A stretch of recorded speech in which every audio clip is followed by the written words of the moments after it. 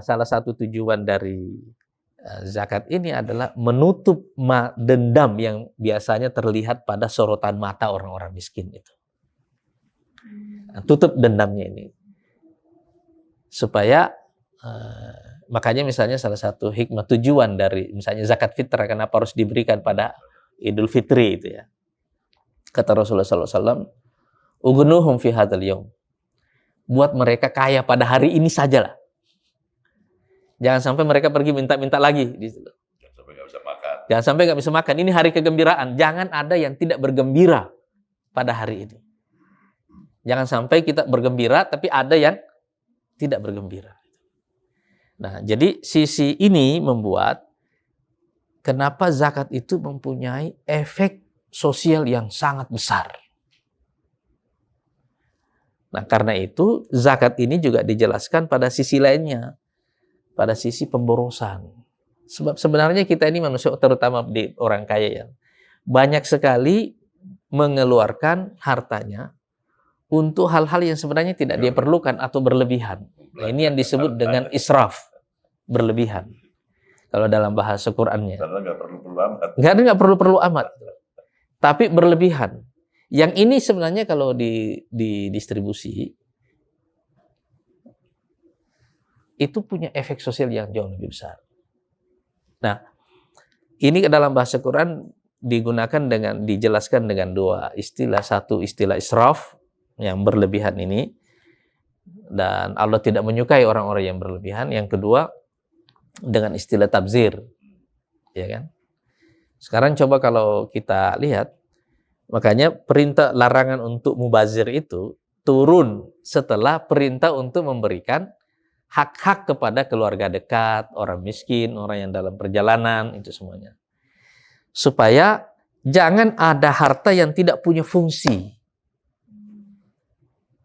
Kadang-kadang kan kita membeli sesuatu cuma pengen menyenangkan diri secara berlebihan. Atau kadang-kadang ada fungsi jumawanya, orang-orang lagi pengen pamer dan seterusnya halal. Jadi kita baik dalam makanan, dalam pakaian, dalam transportasi, dan seterusnya.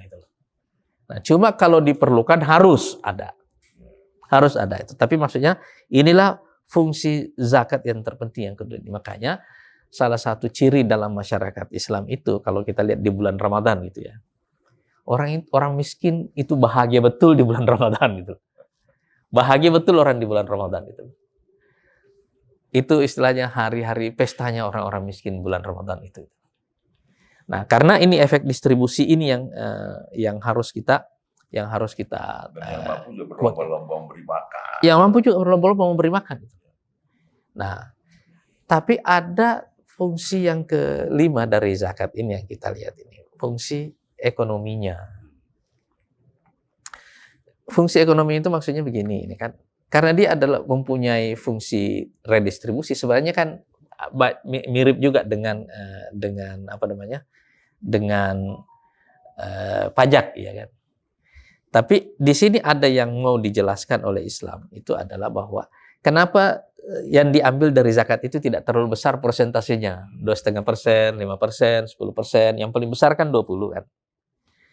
Karena Allah menghargai hak kepemilikan individu. Hak kepemilikan individu. Orang kerja keras untuk dapat itu harta. Jadi kalau diambil, jangan sampai melukai hatinya. Jangan melukai semangat kepemilikannya. Makanya yang segitu orang, makanya kenapa? Karena pajak itu terlalu besar, orang merasa kayak harta kita kayak dirampas oleh negara. Gitu. Kalau bayar pajak agak rendang. Kayak itu. Kalau ini orang sedang biar orang mengeluarkan hartanya itu dengan sukarela. Makanya di dalam Islam antara zakat dengan infak itu dibedakan, maksudnya yang wajib dengan yang sunnah, jauh lebih besar yang sunnah daripada yang wajib, supaya orang lebih berorientasi memberikan yang sunnah gitu loh. Supaya itu yang kita perbanyak di situ, yang sunnah itu. Yang wajib itu supaya nggak terpaksa. Kan? Nah, yang wajib ini supaya ada fungsi yang lainnya, dan ini bagian akhir yang saya mau jelaskan. Salah satu cara orang Islam mengukur dirinya secara ekonomi, apakah dia sampai pada level muzaki atau mustahik. Itu standar kesejahteraan. Kita pemberi zakat atau penerima zakat. Nah, di dalam Islam setiap orang dianjurkan untuk menjadi pemberi zakat. Kalau pemberi zakatnya lebih banyak daripada yang menerima zakat, insya Allah orang tidak kekurangan. Yang suka jadi masalah adalah pemberi zakatnya sedikit, penerima zakatnya jauh lebih besar. Jadi Islam menganjurkan umatnya supaya sejahtera semuanya. Dan bagaimana cara yang paling bagus untuk kaya supaya bisa menjadi itu? Kata Rasulullah SAW, tis'ata asyari rizki fit tijarah. 9/10 rezeki itu ada dalam perdagangan.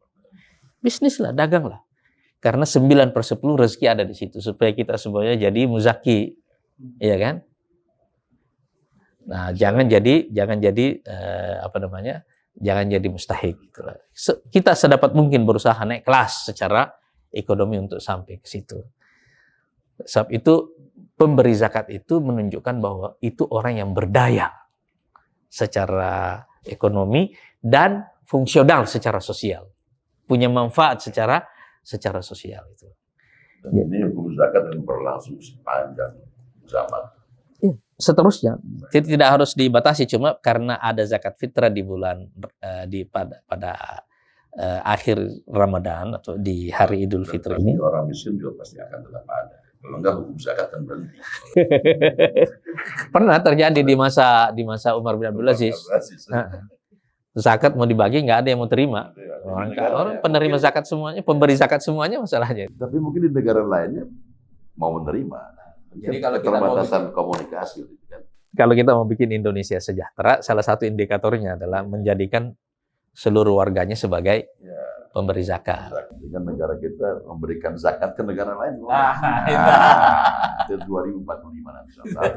Itu yang arah baru Indonesia harus kita tuju. Ya, alhamdulillah ini luar biasa. Mendapat pencerahan saya sampai menangis tadi. Fungsi sosial zakat. Terima kasih Ustaz. Ya. Alhamdulillah. Dan manfaat bagi kita semua sebagai penutup di bulan Ramadan. Ya, terima kasih ya sudah datang ya. Ya. Kita buka puasa. Assalamualaikum warahmatullahi wabarakatuh. Waalaikumsalam.